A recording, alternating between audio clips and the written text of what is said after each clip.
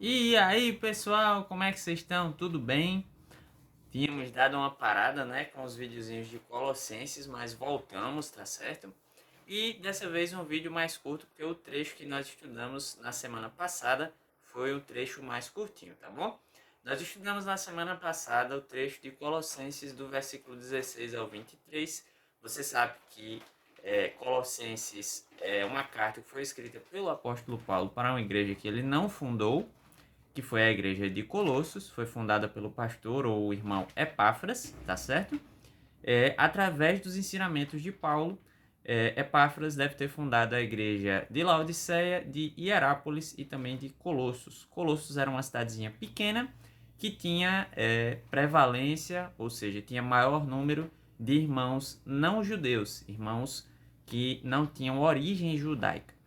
E aí era uma igreja que Paulo elogia pela sua comunhão, era uma igreja muito unida e que vivia muito em amor. E a carta foi escrita porque o apóstolo Paulo recebeu a visita na prisão, ou seja, na primeira prisão de Paulo, do cooperador dele, do discípulo dele chamado Epáfras, fundador dessas igrejas. E quando Epáfras chega para Paulo, ele fala que a igreja é muito boa, ela está andando em amor, que ela é uma igreja generosa dos irmãos uns para com os outros, mas ao mesmo tempo tem um probleminha. Estão acontecendo vários falsos ensinos, ensinos estranhos ali naquela igreja. Isso deixava esse pastor fundador preocupado, e ele vai pro mestre dele, né? Como a gente sempre apela para os que sabem mais que a gente, os mais sábios. Ele vai para o apóstolo Paulo e vai tentar argumentar com Paulo, receber dele algum ensinamento precioso para que ele possa voltar para a igreja com uma carta de Paulo, com Paulo ensinando quais são os problemas dessas falsas doutrinas. O que é que estava acontecendo nas falsas doutrinas? Algo que a gente chama de a heresia colossense, você já sabe, que eram a diminuição da figura suprema de Cristo. Paulo vai dedicar um trecho do capítulo 1, muito bonito, aliás, para falar exatamente sobre a supremacia de Cristo, ou seja, a figura de Cristo está sendo diminuída. Ele estava sendo visto como um grande líder ou uma parte do Apocalipse, vamos dizer assim, né, que eles pensavam naquela época. Uma parte do reino de Israel, mas não como o supremo. Ele estava sendo visto como uma espécie de um profeta, mas não como a figura principal da salvação. Outro ponto era, esses falsos mestres estavam ensinando que através da reunião de vários sábios que ensinavam mistérios, que era uma coisa muito comum à cultura grega, esse pessoal de Colossenses poderia acessar a Deus de uma forma mais completa, ou seja, através da adoração a seres celestiais, uma espécie de anjos que existiriam entre Deus, que está lá em cima, e o homem que está aqui embaixo. Esses anjos fariam essa intermediação, funcionaria como se fosse assim uma espécie de um garçom ou um telefone que levaria as coisas para Deus e de Deus para a gente aqui. E aí, o outro ponto era, também estava acontecendo em Colossenses um negócio bem interessante, que era uma mistura, né, dessas virtudes pagãs com as virtudes dos judeus. E aí também tinham alguns irmãos que estavam tentando judaizar os colossenses, fazendo com que eles obedecessem às dietas dos judeus, que são muito particulares, né? Até Paulo fala sobre elas um pouco em outras cartas, e aos dias santos, celebrações de luas novas que aconteciam na cultura pagã e na cultura judaica. Então, esse é o contexto da carta. Você já sabe que no capítulo 1 Paulo falou, e essa é a tônica de toda a carta, ou seja, a maneira de pensar de toda a carta é pensar que Jesus é o Supremo e que ele sim é a resposta para todos os mistérios. Não existe mais conhecimento secreto. Todos os conhecimentos foram passados através da vinda de Cristo e que a vida dele em nós é a razão da nova vida. É a razão de tudo, é a razão do equilíbrio cósmico. Lembra sempre disso, tá? Salvação não é apenas estou salvo do inferno, não. Salvação é salvação para todo o universo. É voltar a estarmos em equilíbrio. Quando Adão pecou, quando Adão escolhe fazer sua vontade desviando-se da vontade de Deus, a balança fica em desequilíbrio. E aí é preciso que venha o segundo Adão, ou seja, o próprio Jesus, na figura do Cristo, para que essa balança se equilibre novamente. Isso em hebraico chama-se de tzedakah. que significa justiça cósmica, tá bom? Mas a gente já falou sobre o capítulo 1, sobre o capítulo 2, Paulo também continua falando da figura suprema de Cristo, que ele é a resposta para todos os mistérios, e aí no capítulo 2, versículo 6, até lá o finalzinho, ali pelo versículo 20, Paulo vai dizer, olha, vocês têm uma nova vida em Cristo. Jesus morreu por vocês, vocês compreendem que ele morreu por vocês, então agora vocês não precisam mais viver obedecendo a essas leis antigas para que elas façam vocês ficarem mais próximos de Deus. Vocês já estão mais próximos de Deus, vocês já têm a resposta que era a resposta para ficar mais próximo de Deus, que era a figura de Cristo. E aí Paulo vai dizer nos versículos 16 a 23, portanto não permitam que ninguém os julgue pelos que vocês comem ou bebem, ou com relação a alguma festividade religiosa, a celebração das luas novas, ou dos dias de sábado. Essas coisas são sombras do que haveria de vir. A realidade, porém, se encontra em Cristo. Não permitam que ninguém tenha prazer numa falsa humildade e na adoração de anjos e os impeça de alcançar o prêmio. Que prêmio?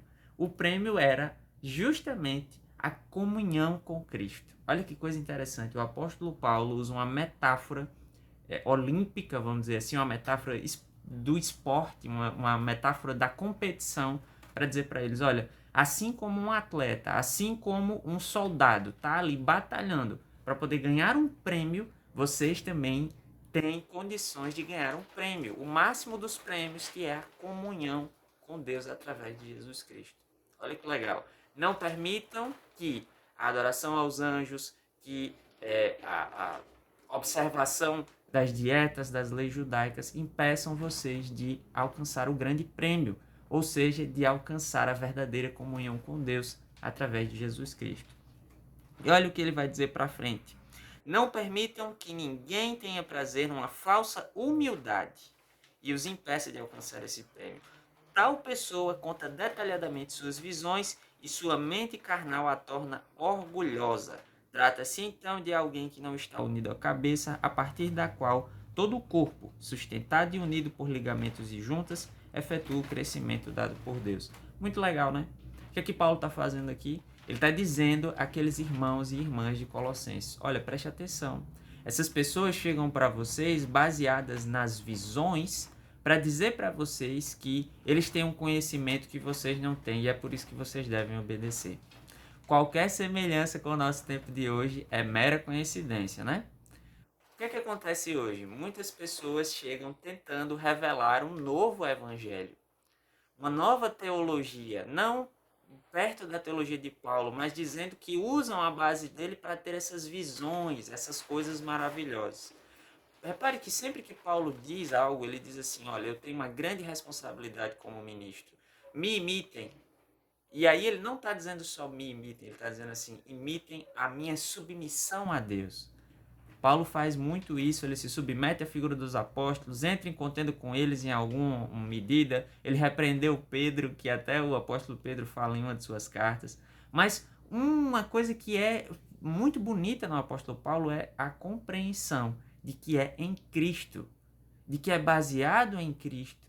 Paulo não utiliza visões ou renovações de algo, ele está sempre se remetendo aos princípios elencados por Jesus através da sua vida e através do que ele compreendeu dos discípulos e também do que ele viu, porque Paulo também esteve com Cristo, a gente não sabe se de maneira arrebatada, vamos dizer assim, né, arrebatamento de visões ou alguma coisa assim, mas ele está sempre utilizando os conhecimentos do primeiro testamento, ou seja, Paulo nunca fala nada que não esteja de acordo com a palavra de Deus que ele tinha naquela época, que era o Antigo Testamento.